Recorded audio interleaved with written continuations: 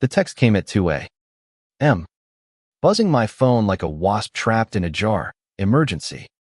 Need you to watch Mr. Whiskers. Flight delayed. Key under mat. My boss. Evelyn.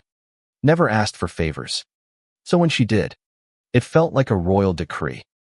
I was already half asleep, dreaming of paychecks and ramen. But I dragged myself out of bed, threw on a hoodie, and stumbled into the Brooklyn night to babysit a cat I'd never met. By the time I reached Evelyn's brownstone on Carroll Street, the city was a quiet hum of distant sirens and flickering streetlights. The key was where she said, under a mat that screamed, "I'm too fancy for this neighborhood." Inside, the apartment was a maze of mid-century furniture, art prints, and the faint smell of lavender. Mr. Whiskers, a tabby with a face like he'd seen too many corporate emails, stared at me from a velvet cushion. "You're judging me already, aren't you?" I muttered, tossing my bag onto the couch. That's when I heard Ida low, gravelly voice from the hallway. "Who the hell are you?" I spun around, heart slamming, to find a guy leaning against the doorframe, arms crossed, looking like he'd just walked off a moody indie album cover.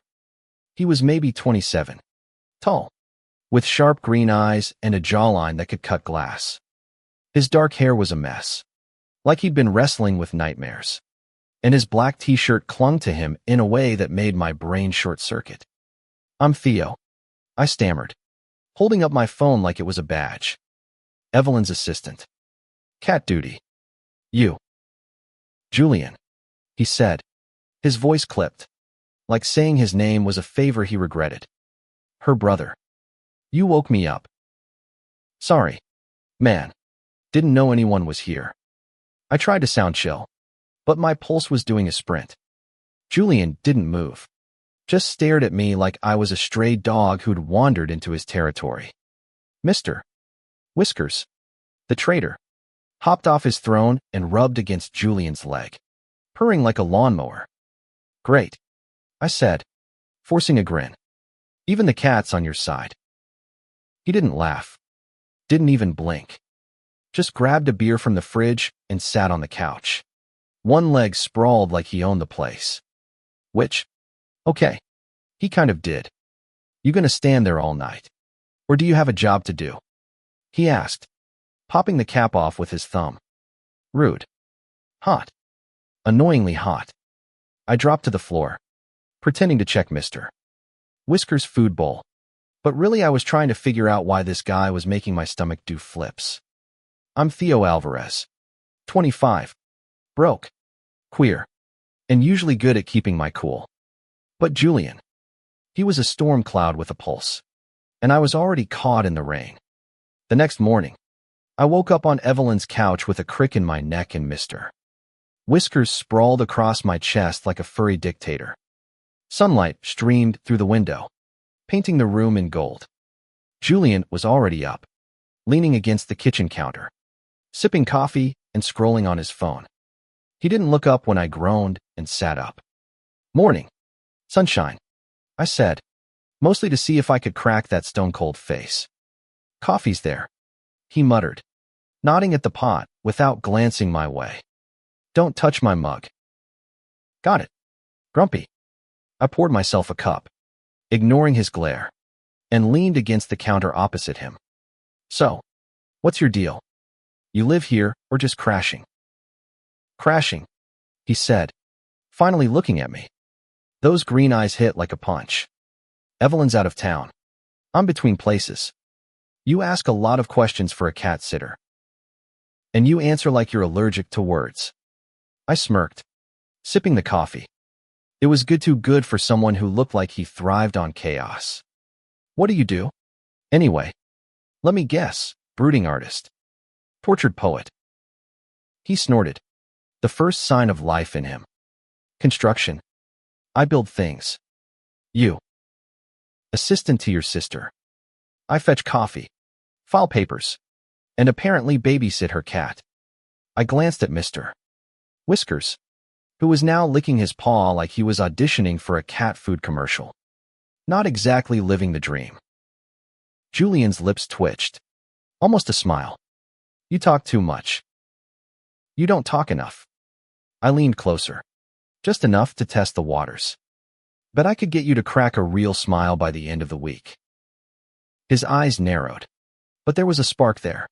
Like he was sizing me up. Don't hold your breath. Over the next few days, I was at Evelyn's place more than my own, thanks to her extended trip and Mr. Whiskers' endless demands. Julian was always there, like a grumpy shadow. But I started to notice things. The way he'd sneak treats to the cat when he thought I wasn't looking. The dog-eared sci-fi novels on the coffee table. The way his hands, rough from work, moved with a quiet precision when he fixed a leaky faucet in the kitchen.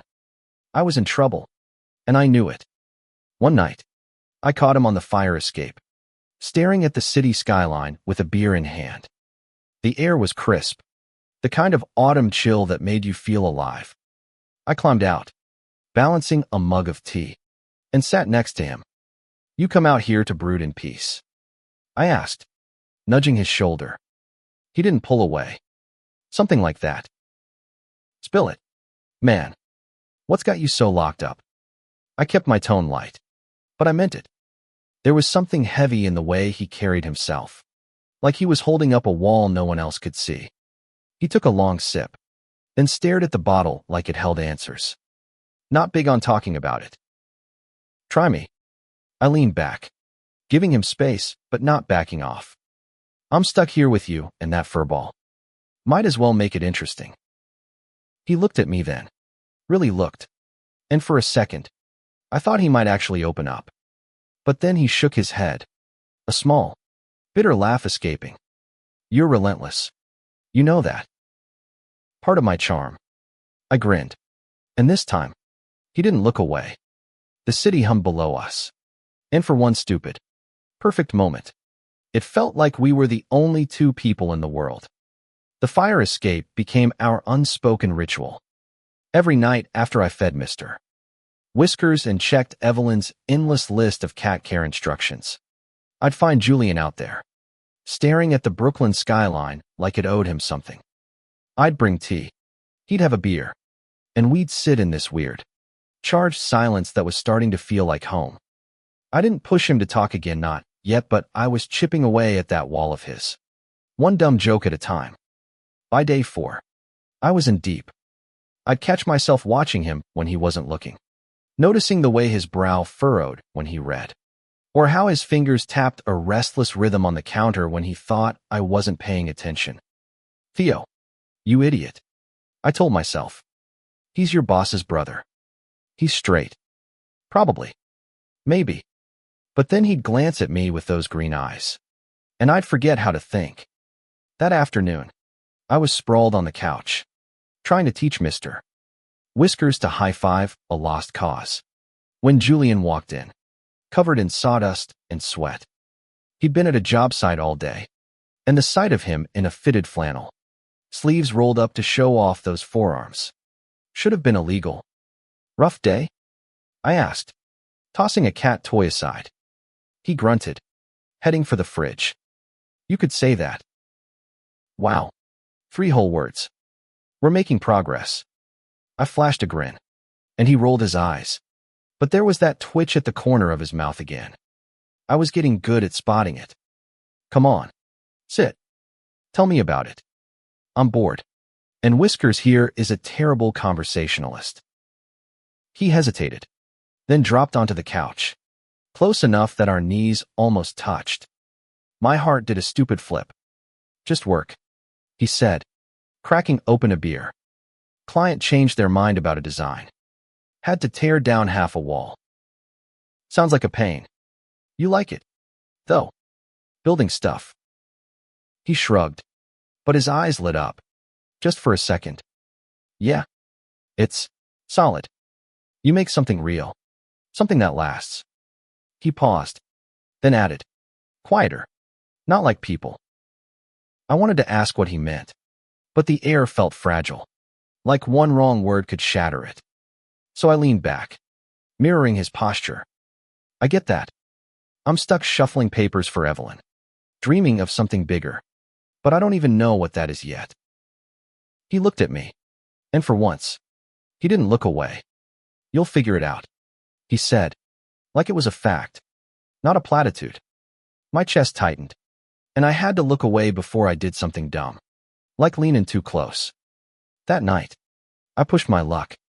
We were on the fire escape again, the city glittering like it was putting on a show just for us. I'd brought a blanket, claiming it was for the chill, but really I just wanted an excuse to sit closer. Julian didn't comment, just took a sip of his beer and let me drape half the blanket over his lap. Progress. So, I said, keeping my voice light, you ever gonna tell me why you're such a grump? Or is that just your face's default setting now? He snorted, but there was no bite in it. You don't quit, do you? Nope. I turned to face him, resting my chin on my hand. Come on, Julian. Give me something. I'm dying out here. He stared at the skyline, his jaw tight. For a second, I thought he'd shut me down again. But then he spoke, his voice low, like he was pulling the words from somewhere deep. I was with someone. Long time. Didn't end well. My heart sank, but I kept my face neutral. What happened? He shook his head, a bitter smile tugging at his lips. He left. Said I wasn't enough. Too closed off. Too, whatever. He took a long sip, then added, guess he was right. He. My brain snagged on the word, hope sparking like a match in the dark. Sounds like he was an idiot, I said, before I could stop myself. You're not exactly easy to read, but you're, I don't know, worth it. His head snapped toward me, eyes searching mine like he was trying to figure out if I was messing with him. I held his gaze, letting him see I meant it. The air between us crackled, and for one wild second, I thought he might lean in. But then he looked away, muttering, you don't even know me. Trying to, I said softly, if you'd let me. He didn't answer, but he didn't move away either. We sat there, the blanket warm between us, and I let myself hope that maybe, just maybe, I was getting through. The next day, things shifted. Julian was in the kitchen when I got there, actually making breakfast pancakes. Of all things, the sight of him flipping them with that same quiet precision was almost too much. You cook? I asked, sliding onto a stool. Don't get excited, he said, sliding a plate toward me. It's just pancakes. I took a bite and groaned. Dude, these are amazing. Marry me. He froze, then laughed a real, startled laugh that hit me like sunlight. You're ridiculous, he said, but he was looking at me now, really looking, and I could have sworn his cheeks were pink. Only for you, I shot back, winking. He shook his head, but he was still smiling, and I felt like I'd won something precious. By the time we finished eating, Mr. Whiskers was weaving between our legs, demanding attention. Julian scooped him up, scratching behind his ears, and I watched, heart full, as this grumpy, guarded guy melted for a cat. You're soft under all that brooding, aren't you? I teased. Keep dreaming, he said, but his eyes were warm, and when he set the cat down and brushed past me to grab another coffee, his hand lingered on my shoulder for just a second too long. The apartment started feeling less like Evelyn's and more like ours. Every morning, I'd show up to feed Mr. Whiskers, and Julian would be there, sipping coffee or fixing some creaky door. A loose shelf like he was trying to keep his hands busy. I'd tease him. He'd fire back. And somewhere in the banter, we started finding a rhythm. It was dangerous. How easy it felt to fall into this. One evening, I pushed too far. We were in the living room, me sprawled on the couch with a book I wasn't really reading, him sketching something in a battered notebook. Mr. Whiskers was napping on a sunlit windowsill, the city buzzing softly outside. I glanced at Julian, his brow furrowed in concentration, pencil moving with that same careful precision I'd come to obsess over. What are you drawing? I asked, leaning over to peek. He snapped the notebook shut, cheeks flushing. Nothing. Come on. Don't be like that. I grinned, scooting closer. Is it me? Am I your muse? He rolled his eyes, but there was a nervous edge to it. You wish. Bet it's a masterpiece. I reached for the notebook, half joking, but he pulled it back, his hand brushing mine. The touch was electric, and we both froze. His eyes locked onto mine, and for a second, I could see everything fear, want, something raw and unguarded. My breath caught, and before I could stop myself, I said, you know, you're kind of beautiful when you're not scowling. His face went blank, then red.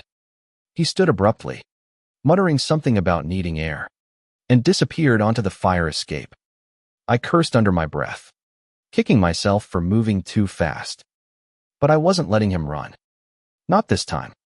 I followed him out, the night air sharp against my skin. He was leaning against the railing, staring at the city like it could save him. Julian, I said, keeping my voice soft. I'm sorry. I didn't mean to. You don't get it. He cut me off, his voice rough. You don't know what you're messing with. Then tell me. I stepped closer, close enough to feel the heat radiating off him. I'm right here. I'm not going anywhere. He turned, his eyes blazing with something I couldn't name. You think this is easy? You think I can just let someone in again? After everything? My heart ached at the crack in his voice. I don't think it's easy, I said, but I think you're worth it. And I think you know I'm not like him.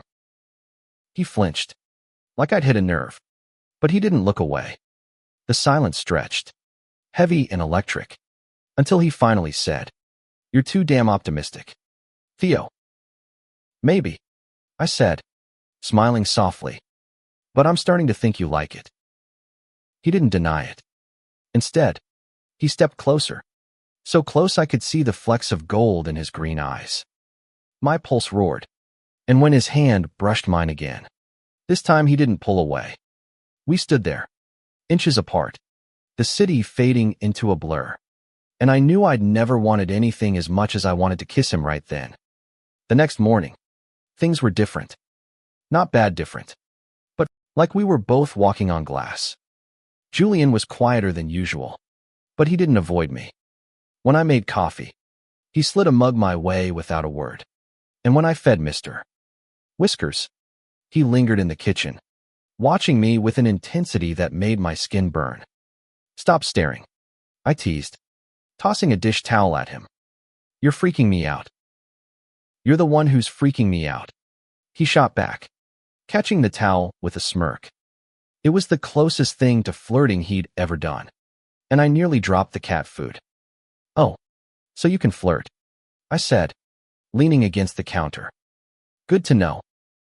He shook his head, but he was smiling, and it was like the sun breaking through clouds. You're impossible, he said, but there was no heat in it, just warmth.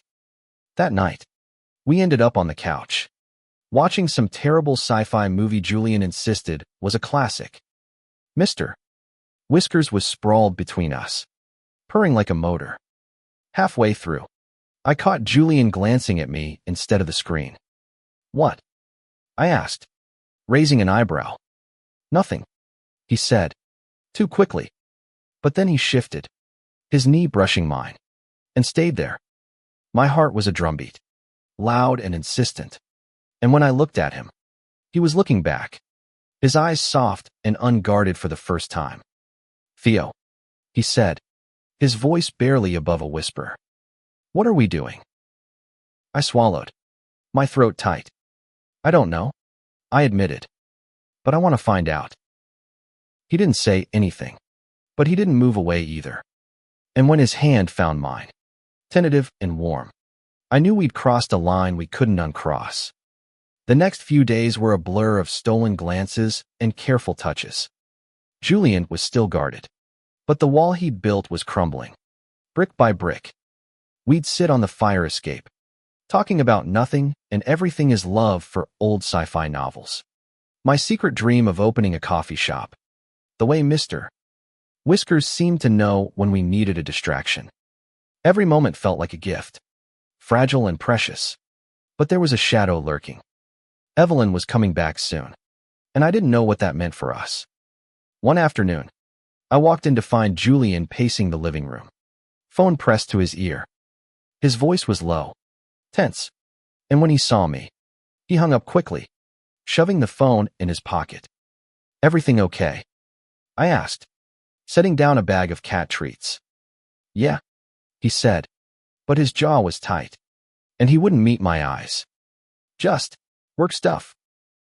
I didn't buy it, but I didn't push. Instead, I grabbed Mr. Whiskers and started playing with him, letting Julian have his space. But when I glanced up, he was watching me, his expression softer, like he was trying to memorize me. "What?" I asked, tossing a toy mouse in the air. "You're good with him," he said, nodding at the cat. "Patient. Comes with the territory," I said, grinning. "I'm used to dealing with grumpy things." I winked, and he laughed, a real laugh that made my chest ache. That night, we ended up on the couch again, closer than before. The movie was forgotten, the screen casting flickering light across his face. I could feel the heat of him, the way his breath hitched when our shoulders brushed. "Theo," he said, his voice rough. "I don't know how to do this." "Do what?" I asked, even though I knew. "This. Us." He turned to face me, his eyes raw. I'm not good at this. Not after him." My heart twisted, but I reached for his hand, lacing our fingers together. "You don't have to be good at it," I said. "Just be here. With me." He looked at me like I was a puzzle he couldn't solve, then leaned in, slow and deliberate, until his lips brushed mine. It was soft, tentative, but it set my whole world on fire. When he pulled back, his eyes were wide, like he couldn't believe what he'd done. "Was that okay?" he whispered. "More than okay," I said, grinning like an idiot. I kissed him again, deeper this time, and he melted into it, his hands finding my waist, pulling me closer. "Mr. Whiskers" yowled in protest from the floor, and we broke apart, laughing, the tension dissolving into something warm and real. But the next morning, the shadow was back. Julian was distant, his smiles forced. When I asked what was wrong, he just shook his head and said, "It's nothing." But it wasn't nothing. I could feel it in the way he avoided my touch, the way his eyes darted to his phone every few minutes. That night, I couldn't take it anymore. We were on the fire escape, the city sprawling below us, and I turned to him, my voice steady despite the knot in my stomach. "Julian, talk to me. What's going on?" He sighed, running a hand through his hair. "It's him," he said finally. "Evan. My ex. He's been texting. Wants to meet up." My stomach dropped. "Do you want to see him?" "No," he said quickly, but there was a hesitation that cut like a knife. "I don't know. It's complicated." "Complicated how?" I pressed, trying to keep my voice even. "Because from where I'm standing, it looks like you're pulling away from me to go back to someone who hurt you." He flinched, his eyes dark with guilt. "It's not that simple. Theo. He was everything. For a long time. And then he wasn't. I don't know how to trust this." He gestured between us when I couldn't even trust him. I wanted to be angry, but all I felt was sadness. "I'm not him," I said quietly. "I'm not going to hurt you like that. But you have to let me in. Julian, you have to try." He looked at me, his expression torn, and for a moment, I thought he'd reach for me. But then his phone buzzed, and he glanced at it, his face closing off. "I need time," he said, his voice barely above a whisper. "I'm sorry." I nodded, my throat tight, and climbed back inside. The apartment felt colder, and even Mr. Whiskers' purring couldn't fill the silence. Evelyn was due back tomorrow, and the apartment felt like it was holding its breath. I went through the motions feeding Mr. Whiskers, cleaning his litter box, trying to act like everything was fine, but the air was thick with what Julian wasn't saying. He was still there, still making coffee, still lingering in the kitchen. But there was a distance between us now, a wall I didn't know how to climb. That afternoon, I caught him on the fire escape again, staring at his phone like it was a bomb about to go off. "You gonna answer that?" I asked, leaning against the railing. He didn't look up. "I don't know." I sighed, sitting next to him. "Julian, I'm not trying to push you, but I need to know where we stand. Because I'm all in, and I don't think you are." He finally met my eyes, and the pain there hit me like a punch. "I want to be," he said. "I do. But Evan, he's got this hold on me. I don't know how to shake it." "Then let me help you," I said, my voice fierce. "You don't have to do this alone." He shook his head, a bitter smile twisting his lips. "You make it sound so easy." "It's not," I said. "But it's worth it. You're worth it."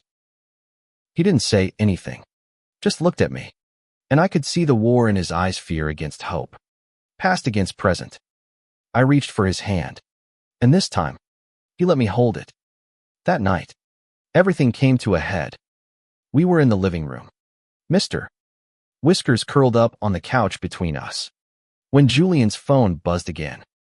He glanced at it, then stood abruptly. "I need to deal with this," he said, heading for the door. "Julian, wait," I called, my heart pounding. "Don't do this. Don't go to him." He stopped, his hand on the doorknob, and turned to face me. "I'm not going to him," he said. I need to end it. For good." I nodded, my throat tight. "Okay. But come back." "Yeah." He gave me a small, shaky smile. "Yeah."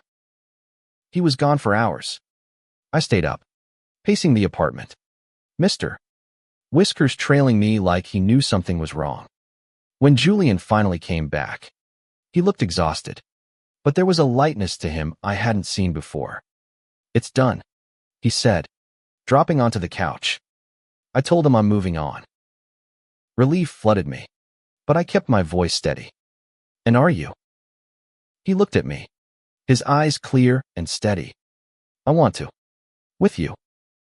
I crossed the room in 2 steps, pulling him into a kiss that felt like coming home. He kissed me back, fierce and desperate, like he was making up for lost time. When we finally pulled apart, he rested his forehead against mine, his breath shaky.